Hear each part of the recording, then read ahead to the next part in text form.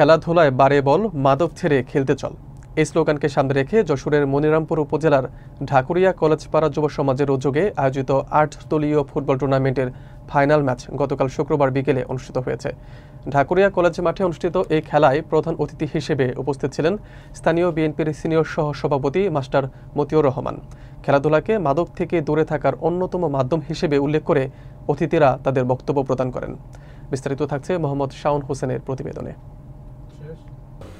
গতকাল শুক্রবার বিকেলে যশোরের মনিরামপুর উপজেলার ঢাকুরিয়া কলেজ মাঠে খেলাধুলায় বারে বল, মাদক ছেড়ে খেলতে চল এই স্লোগানকে সামনে রেখে ঢাকুরিয়া কলেজ পাড়া যুব সমাজের আয়োজনে ৮ দলীয় ফুটবল টুর্নামেন্টের ফাইনাল ম্যাচ অনুষ্ঠিত হয়। মাস্টার শহীদুল ইসলামের পরিচালনায় অনুষ্ঠিত এই ফুটবল খেলায় প্রধান অতিথি হিসেবে উপস্থিত ছিলেন ঢাকুরিয়া ইউনিয়ন বিএনপির সিনিয়র সহসভাপতি মাস্টার মতিউর রহমান। বিশেষ অতিথি হিসেবে উপস্থিত ছিলেন বিশিষ্ট ব্যবসায়ী ও সমাজসেবক মফিজুর রহমান, ইউনিয়ন বিএনপির সহ সাধারণ সম্পাদক মোল্লা মিজানুর রহমান, বিএনপি নেতা সেলিম হোসেন, হজরত আলী খা, বাবুল আক্তার, মামুন হোসেন এবং স্থানীয় মহিলা মেম্বার সোনিয়া খাতুন সহ অন্যান্য গণ্যমান্য ব্যক্তিবর্গ।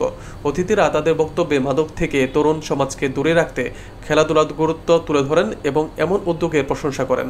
ফাইনাল খেলা দেখতে মাঠে বিপুল সংখ্যক দর্শকের সমাগম ঘটে, যা পুরো কলেজ মাঠকে মুখরিত করে তোলে। আমাদের এই খেলাটার উদ্দেশ্য ছিল, আমরা শুনেছি যে কলেজ মাঠে নাকি মাদক সেবীদের আড্ডাখানা হয়, কিন্তু আজকে প্রমাণ হলো আসলে এখানে কলেজ পাড়ায় শুধু মাদক সেবীরা না, এখানে ভদ্রলোকও বসবাস করে। আজকের এই খেলা দিয়েই তারা মাদক ছেড়ে এবং বিভিন্ন ধরনের অপকর্ম যারা পূর্বে ছিল সেই সমস্ত বাদ দিয়ে আছে খেলার মাধ্যমে সুস্থ সমাজে ফিরে আসবে আশা আমরা রাখি।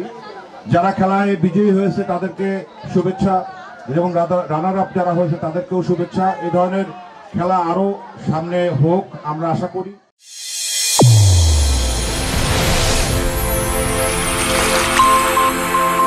চ্যানেল A1 হৃদয়ের স্পন্দন।